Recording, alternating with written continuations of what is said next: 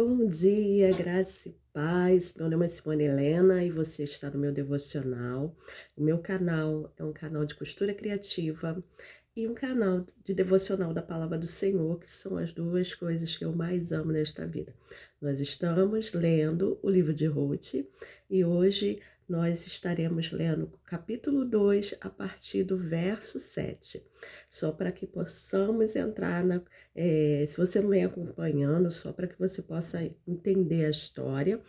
Ruth é uma moabita, ela morava em Moabe e se casou com o filho de Noemi, de Elimeleque, que eram belemitas, que saíram de Belém, foram para Moabe, e lá em Moabe, a vida de Noemi e de Elimeleque foram de baixo para pior, né, que a gente fala, e Ruth volta Noemi volta de Moabe com a sua nora moabita, que é uma estrangeira, que é uma mulher que não tem direito à posse, a nada na terra dos judeus, né? Pela lei, o moabita ele não tinha direito a ser nem ajudado, né? Por causa dos pecados de Moabe contra Judá, na época do deserto, na época que o povo saiu do Egito, os moabitas foram muito cruéis com o povo de Deus e Deus deu uma ordem que os moabitas não deveriam ser ajudados em nada, que os moabitas nem morar na terra. E nós vemos no contexto da vida de Elimeleque que Elimeleque desobedece essa regra, desobedece essa lei e vai morar em Moabe com sua família. Lá Elimeleque morre, os filhos morrem e a esposa fica viúva com duas noras moabitas, né? E ela ouve dizer que na casa do pão há o pão, a fartura, e ela toma a decisão de voltar para Belém. Em Belém, nós vemos que a vida de Noemi, ela volta amargurada, ela volta triste, ela volta achando que Deus está castigando ela volta entendendo que a vida é má, só que no final do capítulo 1 nós vemos que Deus já havia providenciado coisas boas na vida dela, que ela chegou justamente na época da colheita da cevada. Aí no capítulo 2, que é um capítulo que fala da providência do Senhor, que nós já começamos a ler, que já começamos a estudar, vemos que o tempo todo Deus guia Ruth para o caminho certo.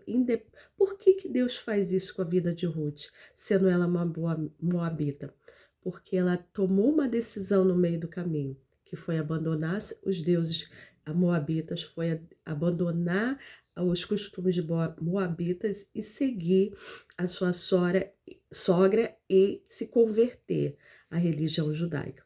E ali Deus abençoa a vida de Ruth. Deus abençoa ela de tal forma que tudo que ela vai fazer, o Senhor está na frente, guiando. Não existe. A partir do capítulo 2, nós vamos ver um Deus de providência, um Deus que não é um acaso. O Senhor vai guiando ela. As decisões que Ruth vai tomando, o Senhor vai guiando ela por um bom caminho. Então vamos lá ler. O capítulo como eu já falei, é um capítulo extenso, mas vamos ler por parte. Vamos começar do 7, que é o momento que Boaz entra no campo, né? Ruth está cegando, né? Fazendo um costume dado pela lei de Deus, que é o costume de pegar as espigas que caíam na terra. O Senhor dá uma lei em Levítico, lá para o povo no deserto, através de Moisés, e a lei era uma lei de proteger e guardar o pobre e o estrangeiro. E a lei diz que tudo aquilo que caía no chão pertencia ao pobre, pertencia ao estrangeiro. O pobre poderia ir lá numa plantação e tudo que estivesse no chão era dele. Então nós chamamos de a lei de proteção, né? A gente, o Bolsa Família já existia desde aquela época, só que é muito diferente do que você ficar numa fila do banco esperando o dinheirinho cair na sua mão. O Bolsa Família era o quê? Uma provisão de guardar a pessoa de todas as formas, porque ela não estava só colhendo, ela estava trabalhando também. Ela não estava só mendigando, não era mendigar, era um cuidado de Deus. Deus estava cuidando daquele povo pobre. Deus estava cuidando daquele povo que chegava daquela terra e não tinha nada. Então, a provisão do Senhor ao pobre sempre existiu. Deus sempre guardou o pobre. Então, vamos lá. Vou começar do verso 5 para a gente entender. Então Boaz indagou o capataz dos ceifeiros: a quem pertence aquela jovem? E o servo, capataz dos ceifeiros, respondeu: esta é a moabita que voltou com Noemi dos campos de Moabe. Ela me rogou que a deixasse caminhar atrás dos segadores, recolhendo as espigas que fossem caindo dos feixes de trigo. E assim ela está trabalhando desde bem cedo até agora e só parou um pouco sob o abrigo para recompor as forças. Falou então Boaz a Ruth: ouça com atenção, minha filha, não vá respigar no outro campo, não te afaste daqui, mas fica na companhia das minhas servas. Observa o terreno que os homens estiverem ceifando e vá atrás deles. Eis que já ordenei aos rapazes que não te incomodem. Quando tiveres sede, vai procurar os cântaros e bebe da água que os meus servos trouxeram para saciar a sede dos trabalhadores. Diante desta palavra, Ruth, prostrando-se com o rosto rente ao chão, exclamou: por que encontrei favor aos teus olhos, a ponto de o Senhor se importar comigo? Apenas uma estrangeira em tua terra sou. Em resposta, Boaz lhe revelou: foi-me contado tudo o que fizeste por sua sogra, desde que teu marido morreu, e como deixaste pai e mãe e tua terra natal para vires morar no meio de um povo que não conhecias bem. Que o Senhor te retribua tudo o que fizeste e seja ricamente recompensado por Yahvé, Deus de Israel, sob cujas asas de proteção vieste buscar refúgio. Então Ruth declarou a Boaz: posso eu continuar a ser tão acolhida assim, meu senhor? Tua atitude gentil e tuas palavras encorajadoras animaram esta tua serva, ainda que eu mereça menos do que as tuas outras servas. Mais tarde, na hora da refeição, Boaz convidou Ruth: vem cá, come deste pão e tempera teu bocado no vinagre. Ela então se aproximou, sentou-se na companhia dos segadores e Boaz lhe ofereceu grãos tostados. Ela comeu até ficar satisfeita e ainda sobrou. Quando Ruth se levantou para seguir o seu trabalho de colher espigas, Boaz ordenou aos empregados: deixai-a respigar também entre os feixes e não a repreendais.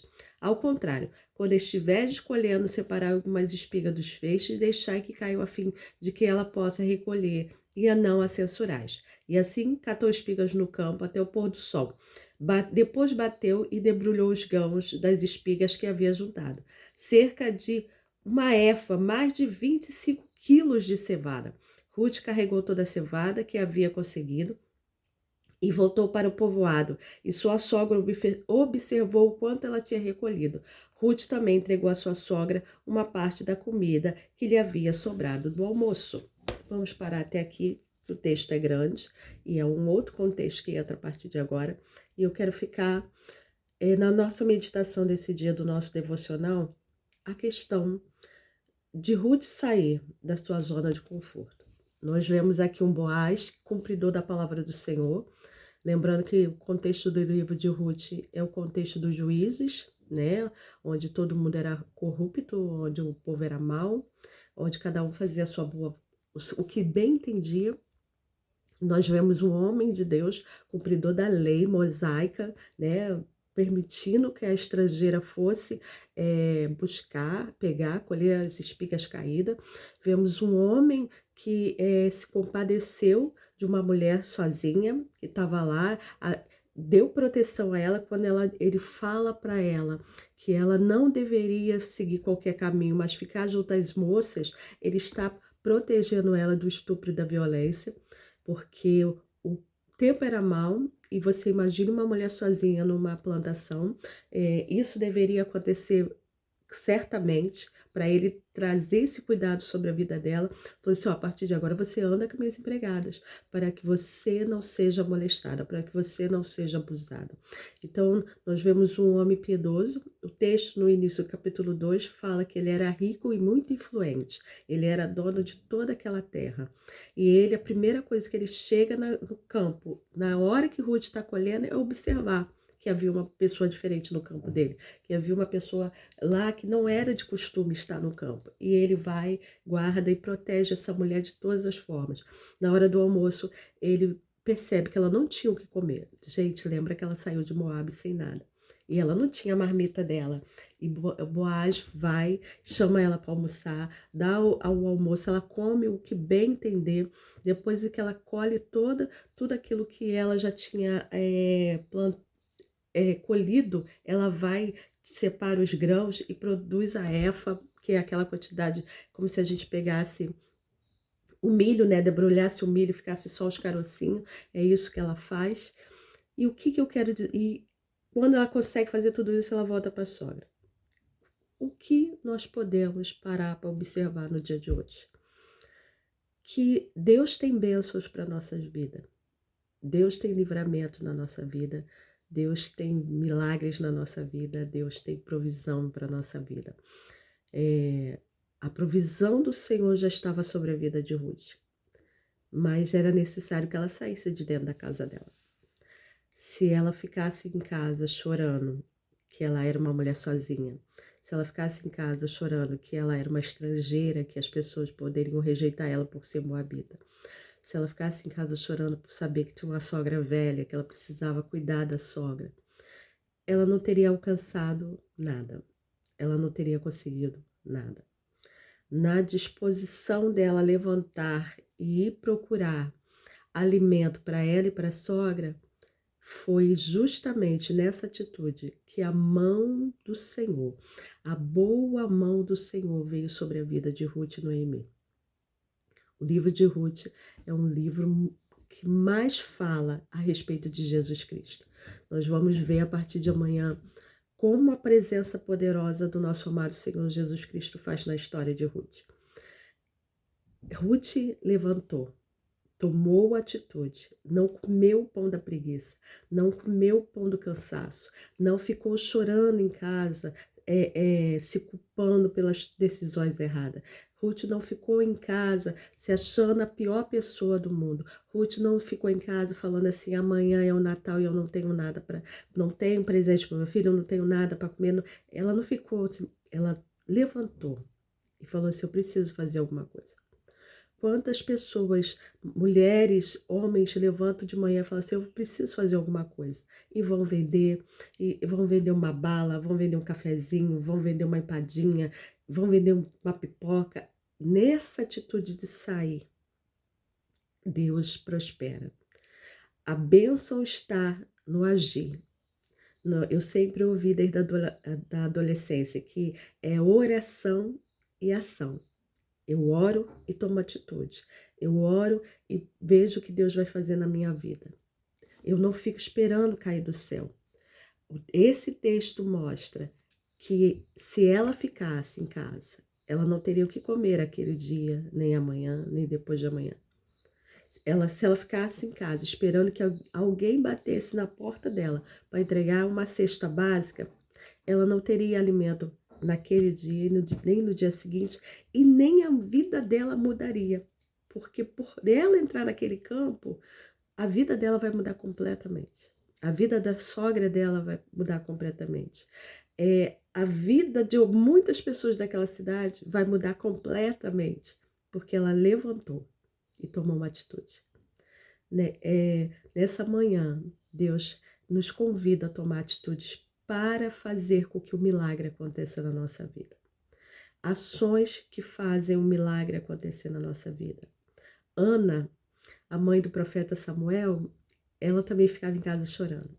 Todo ano ela chorava no almoço de Páscoa. Todo ano, quando eles iam ao templo, ela chorava. Mas uma vez, dessas idas, ela tomou uma atitude.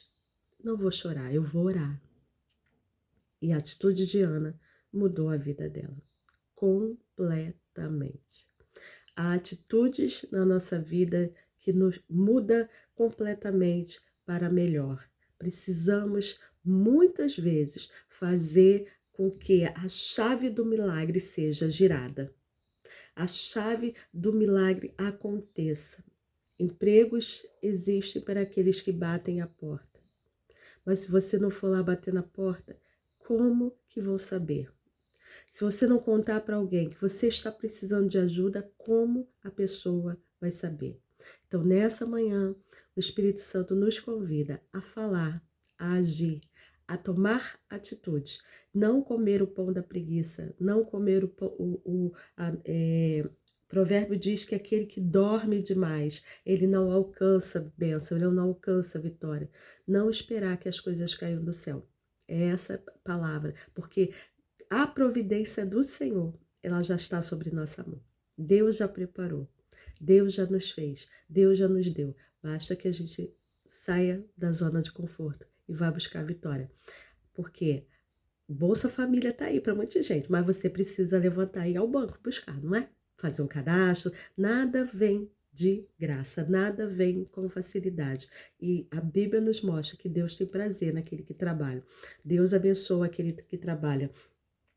E a gente vê uma Ruth totalmente abençoada, porque ela não é uma mulher preguiçosa, ela é uma mulher que trabalha. Então, as mulheres faxineiras que estão dando faxina hoje para ganhar um dinheiro para fazer a ceia da sua casa amanhã, aos homens que estão batalhando nessa hora para levar a ceia amanhã para sua casa, aqueles que levantaram de manhã estão lutando, batalhando, que Deus te abençoe, que Deus prospere o trabalho das suas mãos, que Deus faça prosperar aquilo que o Senhor colocou na sua mão, nem que seja. Hoje eu vou vender uma bananada, que Deus te abençoe, você venda toda a bananada, que o Senhor te abençoe no trabalho que você se dispôs a fazer nesse dia, para a honra e glória, que o nome dele seja glorificado na sua vida. Se você é vendedora, que você venda muito. Se você é balconista, que você consiga muito cliente. Se você faz bolo, torce, se você faz ceia, que o telefone não pare de tocar, a ponto de você dizer, não posso mais atender. Se você é artesã, que as pessoas te procurem, em nome de Jesus, porque aonde está o trabalho, ali está a bênção do Senhor. Deus, muito obrigado por essa palavra desse dia, muito obrigado por essa reflexão, que o Senhor abençoa aqueles que se dispõem a trabalhar. Muito obrigado, Senhor, por abençoar aqueles que se levantaram hoje, aqueles que foram para o trabalho, aqueles que estão buscando, Senhor, alimento para a sua família. Senhor, que a palavra que o Senhor deste nesta manhã, através da vida de Ruth, pode ser um ensinamento grande para cada um de nós. Em nome de Jesus. Amém. Beijo, até amanhã.